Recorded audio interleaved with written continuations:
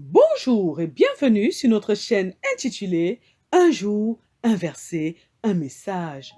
Vous aimez la parole de Dieu? Vous aimez le travail que nous faisons?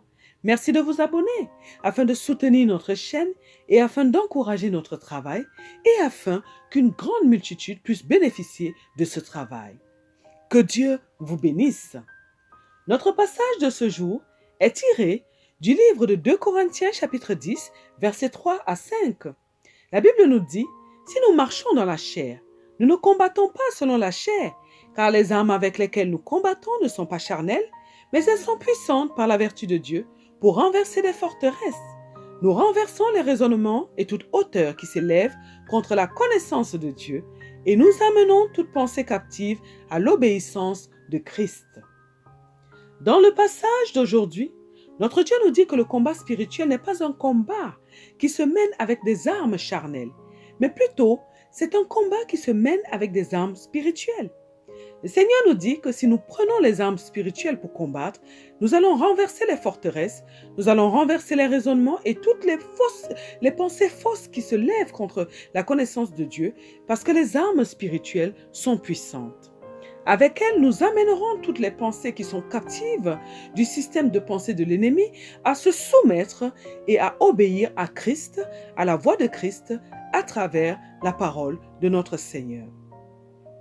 Le combat spirituel fait partie de la vie chrétienne et nous ne pouvons pas refuser de combattre car cela peut nous attirer une malédiction. Nous sommes dans une guerre qui oppose deux royaumes, notre royaume qui est le royaume de notre Père, de notre Dieu, et le royaume du diable.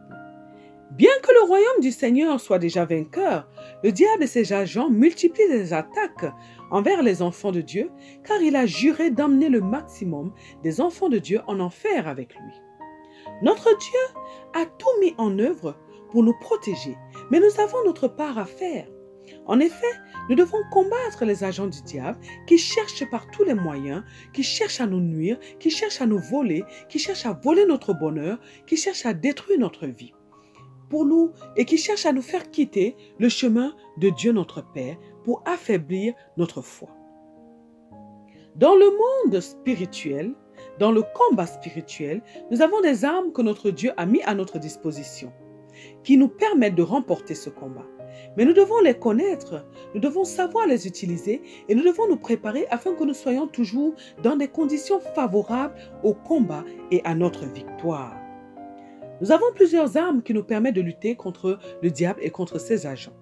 Nous avons le nom de notre Seigneur Jésus-Christ, ce nom qui est au-dessus de tous les noms, le nom devant lequel tous les genoux fléchissent.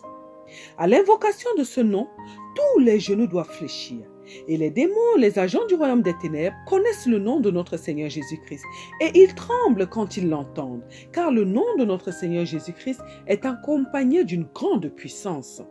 Alors, le nom de notre Seigneur Jésus-Christ est une arme puissante dans nos mains, dans notre bouche du moins. Nous devons cependant apprendre à honorer ce nom. Et pour cela, nous ne devons pas le prononcer à tout bout de champ. Non. Sinon, le jour où nous serons dans le besoin de l'invoquer pour nous protéger, si nous n'avons pas du moins l'habitude d'honorer le nom de Jésus-Christ, de ne pas l'appeler en vain, le Seigneur ne nous répondra pas. Lorsque nous allons l'invoquer, lorsque nous allons prononcer le nom, il n'aura pas la même efficacité. Honorer le nom de notre Seigneur Jésus-Christ, honorer le nom de notre Dieu est très important. Et nous savons que dans les 10 commandements, notre Dieu nous a dit de ne pas appeler son nom en vain. C'est dans ce but-là. Nous devons respecter tout ce qui est de Dieu et plus particulièrement le nom de notre Dieu, le nom de notre Seigneur Jésus-Christ. Nous devons donc prononcer le nom de notre Seigneur Jésus-Christ uniquement lorsque c'est important. Nous avons également le sang de notre Seigneur Jésus-Christ. Le sang de Jésus-Christ est le sang innocent qui a coulé et qui a lavé tous nos péchés. Ce sang a une puissance. Le sang de Jésus-Christ crie plus fort en notre faveur et il réclame vengeance pour nous. Le sang de Jésus-Christ crie encore plus fort que celui d'Abel, nous dit la Bible. Il crie en notre faveur et lorsque Dieu entend ce cri, il vient à notre secours. Nous pouvons demander que nous soyons recouverts par le sang de Jésus-Christ et c'est une protection pour nous, pour nos enfants, pour nos familles. Nous avons également la parole de notre Dieu. La parole de Dieu est vivante, nous dit la parole. Elle est efficace. Elle est plus tranchante qu'une épée et elle est accompagnée d'une grande puissance. Dieu a tout créé par sa parole et étant fait à l'image de Dieu, nous avons le pouvoir, en prononçant la parole de Dieu, en la déclarant, nous pouvons créer ce que nous voulons.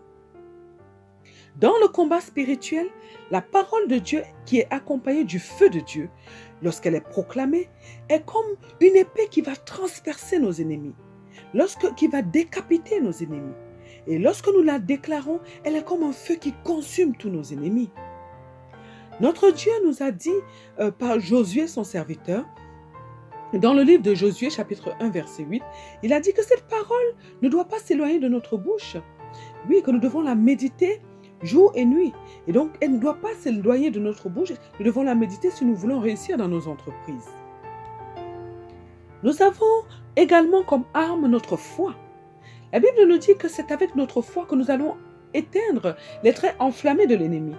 Face aux déclarations du monde des ténèbres, notre foi en la parole de Dieu, notre foi en notre Dieu, va nous aider à rester fermes et à avoir confiance en notre Dieu. Dans notre calme et dans notre fermeté, nous allons dominer sur nos ennemis.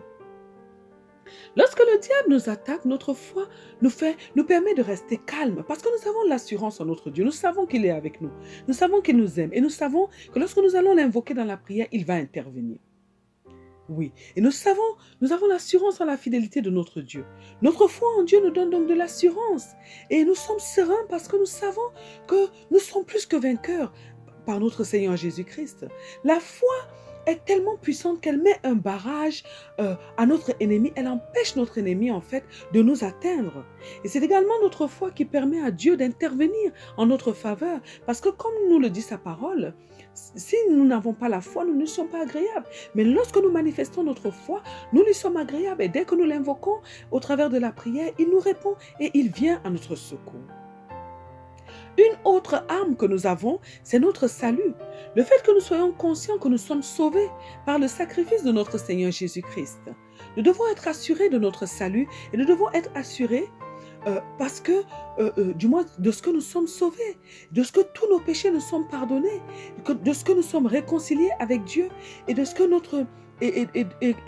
à travers cette réconciliation, notre Dieu viendra toujours à notre secours.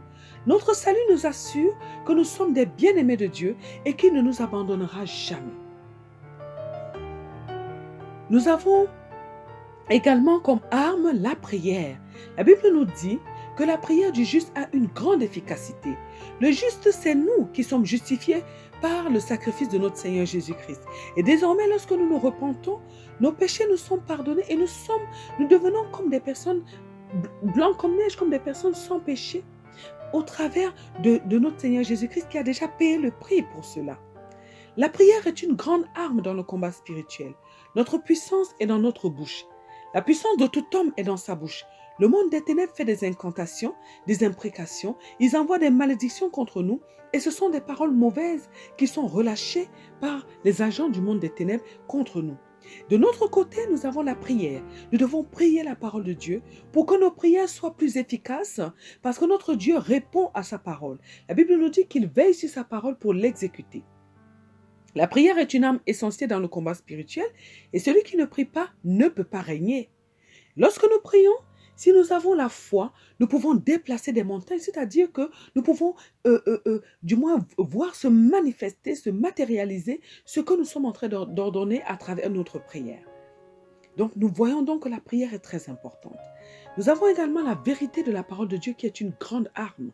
La Bible nous dit dans le livre de Jean chapitre 8 verset 32 que nous connaîtrons la vérité et la vérité nous libérera, elle nous affranchira. C'est la connaissance de la vérité de la parole de Dieu qui nous sauve, qui nous libère, qui nous affranchit. En effet, lorsque nous accédons à cette connaissance de la vérité de Dieu, de la parole de Dieu, elle ouvre notre esprit et elle libère nos pensées de tous les faux raisonnements qui s'y trouvent. Elle brise les barrières et les fausses idées que nous nous sommes faits depuis notre enfance, ou du moins, je dirais que l'ennemi a mis dans notre système de pensée depuis notre enfance, ces pensées qui nous freinent, ces pensées qui nous bloquent, ces pensées qui nous limitent. Et la parole de Dieu, la vérité qui est cachée derrière la parole de Dieu, lorsqu'elle rentre dans nos pensées et qu'elle vient déraciner ces choses-là, et elle nous permet de voir les choses comme Dieu les voit. Et cela nous permet donc de dominer sur les pensées du diable. Nous avons la justice de Dieu. Le fait de marcher selon les principes et les lois de Dieu nous sauve également, car nous ne désobéissons pas à Dieu et nous ouvrons donc par là, du moins nous n'ouvrons pas donc la porte à l'ennemi pour qu'il nous atteigne. La justice de Dieu, c'est respecter les lois de Dieu, les principes de Dieu. Et lorsque nous les appliquons tous les jours, nous dominons sur l'ennemi parce que nous n'appliquons pas ceux de l'ennemi. Parce que si nous n'obéissons pas à Dieu, nous allons obéir à l'ennemi. Et donc, en appliquant la loi, en marchant selon la justice de Dieu, nous dominons sur l'ennemi, nous ne suivons pas ce qu'il veut que nous puissions suivre et nous sommes donc plus que vainqueurs. Nous avons beaucoup d'éléments qui sont des armes dans le combat spirituel et qui nous permettent d'avoir la victoire. Nous avons des objets également que nous pouvons utiliser comme, dans le combat spirituel et qui jouent un rôle important, comme l'huile sainte ou l'huile d'onction sur laquelle nous prions et qui va jouer un certain rôle. Et nous avons également d'autres objets que nous pouvons utiliser dans notre combat spirituel pour pouvoir être victorieux. Étant donné que le combat spirituel n'est pas un combat qui se déroule dans le monde physique, mais plutôt dans le monde invisible, nous ne pouvons pas lutter avec notre chair, mais uniquement avec les armes spirituelles que nous avons citées précédemment. Le combat spirituel commence en réalité dans nos pensées. Oui, le diable attaque énormément nos pensées, c'est pourquoi nous devons les remplir de la parole de Dieu.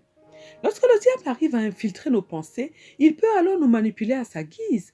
Et c'est la raison pour laquelle nous devons tout faire pour verrouiller nos pensées, en faisant de la parole de Dieu une drogue qui va remplir complètement nos pensées, remplir complètement notre être. Elle est la seule force qui peut protéger nos pensées. Elle est accompagnée d'une puissance, d'une énergie qui va venir rentrer en nous, rentrer dans nos cœurs et prendre toute la place et déloger tout ce qui est de l'ennemi. Le diable a une capacité, celle de nous souffler des pensées négatives. Il peut nous souffler des sentiments négatifs tels que la peur, tels que la tristesse, tels que la jalousie. Et lorsque nous sommes dans cet état, nous ne sommes plus nous-mêmes. Nous ne sommes plus conscients des choses. Nous sommes simplement dirigés par lui. Et même si on nous dit que nous sommes habités par exemple par certains sentiments comme la jalousie, nous ne pouvons pas accepter parce que nous sommes comme des personnes qui sont contrôlées par un esprit du mal. La parole de Dieu a la capacité de nous libérer de ces choses, de nous libérer de ces états, de libérer nos pensées, de libérer ces limites, de nous libérer de ces limites-là que le diable nous fixe. La parole de Dieu a la capacité de nous libérer du moins de tous les faux raisonnements que l'ennemi nous a fait croire depuis notre enfance. Elle peut briser les forteresses qui sont dans notre système de pensée. Lorsque nous écoutons la parole de Dieu, lorsque nous la méditons surtout, nous devons l'accepter totalement dans nos cœurs. Et lorsque nous l'acceptons et que nous avons un grand désir de la mettre en pratique, de changer notre caractère, de changer ce qui n'est pas bien en nous, la parole de Dieu va s'imprégner en nous et elle va détruire tous les faux raisonnements, toutes les fausses idées que nous nous sommes faites, tous les mensonges qui sont gravés dans nos pensées, dans notre subconscient également. Mais pour que cela se fasse, nous devons la méditer. Nous devons méditer les versets concernant les situations que nous voulons changer, concernant ce que nous voulons changer dans notre caractère. Et nous devons les méditer pendant une certaine période jusqu'à ce que nous puissions voir le changement se faire. Et pour pouvoir nous rendre compte du changement qui va se faire, c'est en fait les personnes qui sont autour de nous qui vont commencer à nous dire « Ah, je remarque que tu ne fais plus telle chose. Ah, il y a tel changement qui s'est produit en toi. » La parole de Dieu a donc le pouvoir de nous libérer des forteresses que le diable a érigées dans notre esprit, dans nos pensées. Elle est comme un marteau qui va briser les fausses pensées résistantes dans nos cœurs. Nous devons impérativement faire ce travail à l'aide de la parole de Dieu parce que tant que nous ne pensons pas comme Dieu pense, tant que nous ne développons pas l'intelligence et la sagesse de Dieu, nous sommes en fait en danger. Notre ennemi est rusé et il est très malin et il a les moyens, il connaît l'homme. Il connaît l'homme parce qu'il est très ancien, il existe depuis très longtemps et il a tous les moyens de nous faire tomber. N'oublions pas qu'il est resté près de Dieu et qu'il connaît les hommes. Ces agents nous surveillent tout le temps afin de mieux connaître notre fonctionnement et afin de trouver le moyen de nous piéger. Alors nous devons nous attacher à Dieu et nous devons nous laisser conduire par le Saint-Esprit qui est celui qui peut nous préserver des pièges du mal. Dans le passage d'aujourd'hui, notre Dieu nous dit que nous devons marcher par l'esprit et non par la chair. Parce que dans le combat spirituel, nous ne pouvons pas gagner lorsque nous sommes dans la chair. Mais lorsque nous combattons avec les armes spirituelles qu'il a mis à notre disposition, là nous serons vainqueurs. Être dans la chair, c'est le fait de marcher, d'être conduit par nos sentiments, par nos émotions. Dans le monde spirituel, ça ne fonctionne pas avec les sentiments, les émotions. Ça fonctionne avec la force. C'est celui qui est le plus fort qui va dominer. Et il n'y a pas de sentiment, il n'y a pas de pitié. Alors, nous ne devons pas être dans la chair, c'est-à-dire nous ne devons pas faire les choses parce que nous sentons ceci ou nous sentons cela. Non, non, non, non, non. Nous devons marcher par l'Esprit. Nous devons être dirigés par l'Esprit de Dieu et nous devons marcher par la parole de Dieu. Et marcher par l'Esprit, étant conduit par le Saint-Esprit, ça dit que notre esprit doit être connecté en permanence au Saint-Esprit de Dieu, afin que nous soyons toujours conduits par lui et afin que nous soyons toujours victorieux dans nos combats. Décidons donc aujourd'hui, mes frères et sœurs, de marcher par l'Esprit de Dieu et non par notre chair, non par nos sentiments, non par nos émotions. Décidons de faire de la parole de Dieu notre nourriture de tous les instants, de tous les jours, afin qu'elle change complètement notre système de pensée, afin qu'elle renouvelle complètement, totalement nos pensées. Prions afin que Dieu nous donne la capacité de marcher par son esprit et non par la chair, pour que nous ne soyons pas des instruments dans la main du diable. Prions afin que Dieu nous donne la capacité de travailler sur nous-mêmes au quotidien, afin que nous puissions renverser les faux raisonnements, que nous puissions changer notre caractère, que nous puissions changer les pensées qui sont ancrées en nous depuis notre enfance et qui sont contraires à la pensée de Dieu, qui sont contraires à la volonté de Dieu, au nom puissant de notre Seigneur Jésus-Christ. Amen. Que Dieu bénisse votre journée, que Dieu vous bénisse éternellement et à très bientôt sur notre chaîne, un jour, un verset, un message.